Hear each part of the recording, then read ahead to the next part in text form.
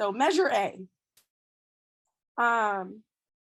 So this is a measure that was put on the ballot by the San Diego County government, by the County Board of Supervisors. They adopted a resolution to put this on the ballot. Basically, it's shall the measure to fund general county purposes, including but not limited to parks, fire safety, roads, health, and social equity by taxing cannabis businesses in the unincorporated area on gross receipts at maximum 6% for retail, 3% for distribution.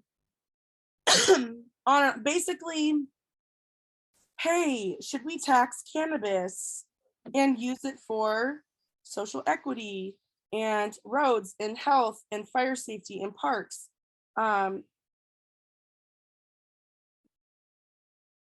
Should we do that? And if we do, they're estimating that it's going to bring in 2.9 to 5.6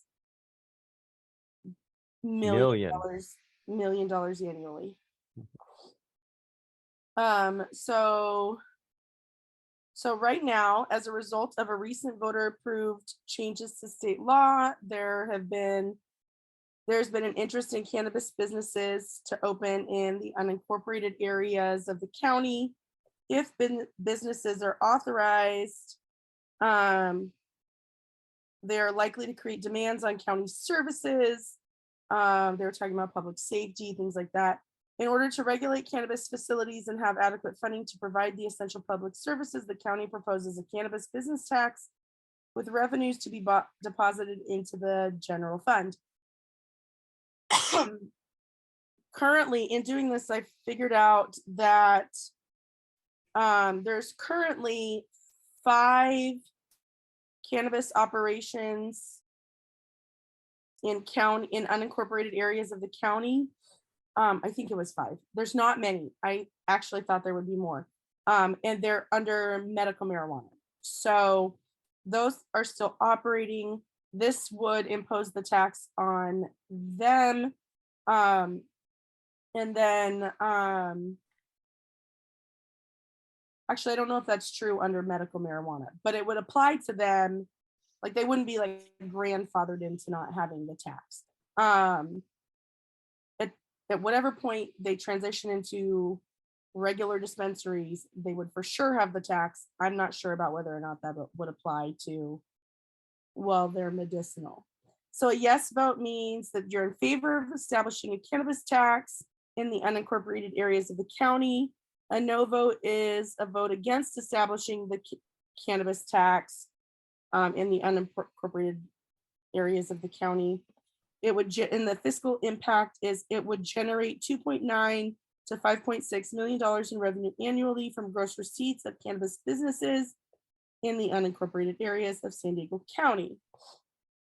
So supporters are saying Measure A is a bipartisan solution to advance a safe, regulated, and legal adult cannabis market in San Diego County, keeping tax revenues within the county, parks, fire safety, roads, health, social equity, and increased enforcement of illegal cannabis operations, which there are more of than you would expect, even though cannabis is now legal.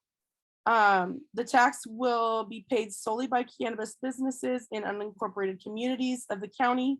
The tax will not apply to cannabis businesses in cities and it will not be a double tax.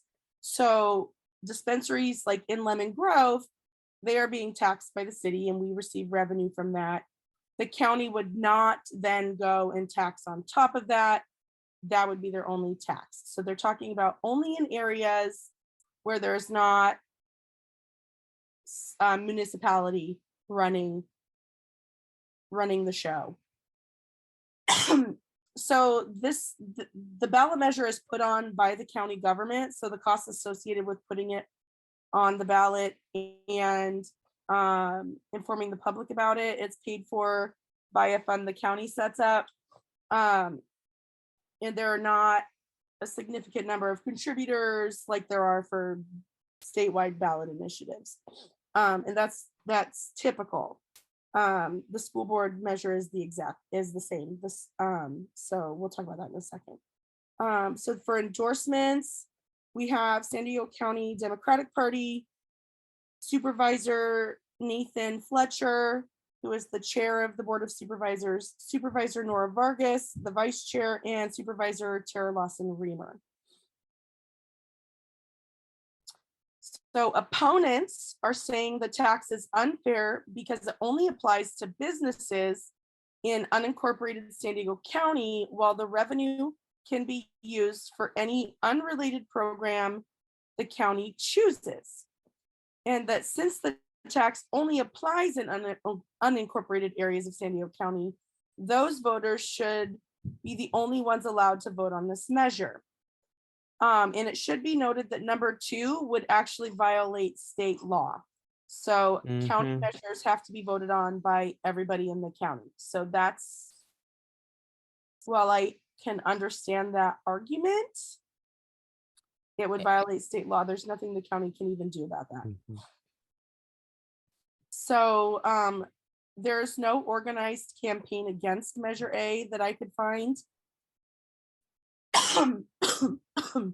The endorsements, or like the supporters, I guess I should change that to supporters because it's different in these cases.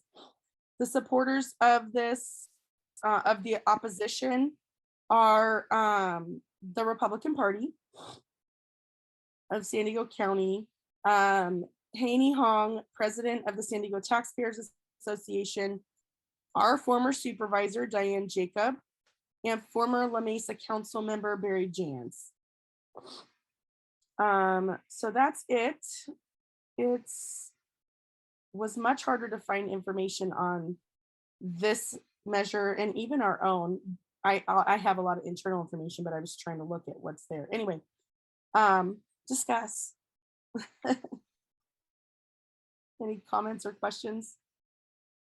Observations?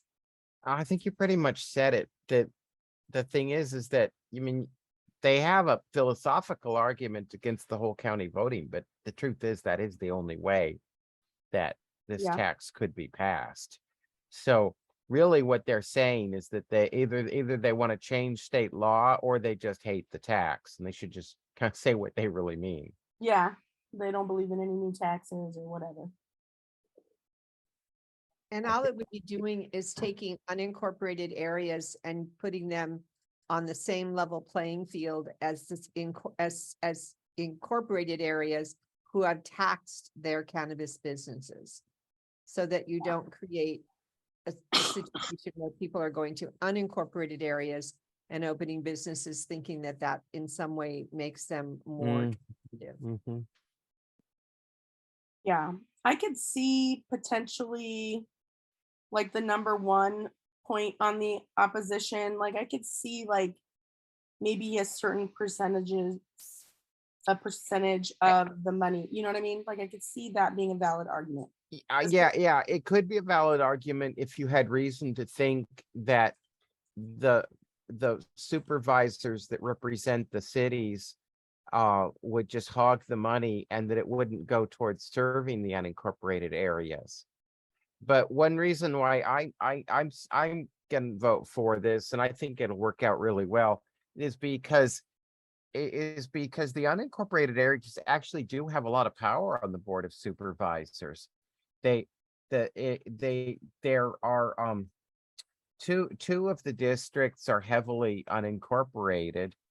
Joel Anderson and Jim Desmond, their districts are heavily unincorporated, and it's true that Fletcher is almost entirely city of San Diego and Lemon Grove, and I think he has a piece of Spring Valley. He might, but it's true that some of them are more corporate incorporated.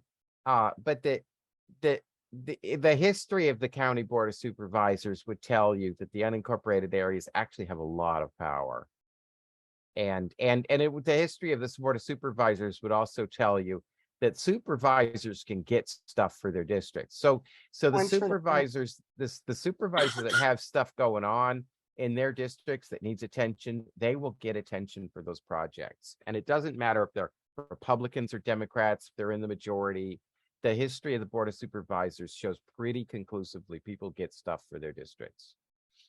Okay, so then that's good information. So that's then Jim Desmond and Joel Joel Anderson. primarily, saying This yeah. money should be primarily for our districts. Yeah, Then. and Vargas has an unincorporated area called Lincoln Acres. And I think Nathan Fletcher has might have a started. tiny piece of Spring Valley. I think he does, yeah. Yeah, and Lawson Reamer, I think, might have some unincorporated areas, maybe Rancho Santa Fe, I'm not sure. Yeah, but you're right though. The two primary ones where most of the unincorporated is are led by Republicans currently. Hopefully that's going to change. At least in one of them.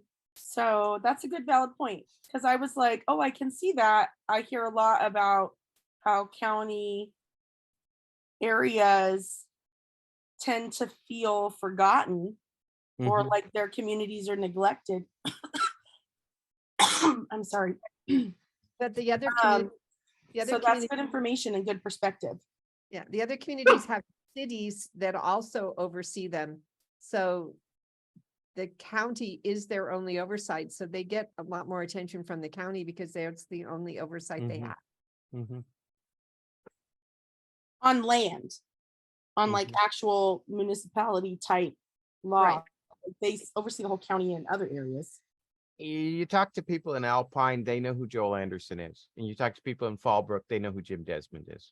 Oh, I know. I'm sure.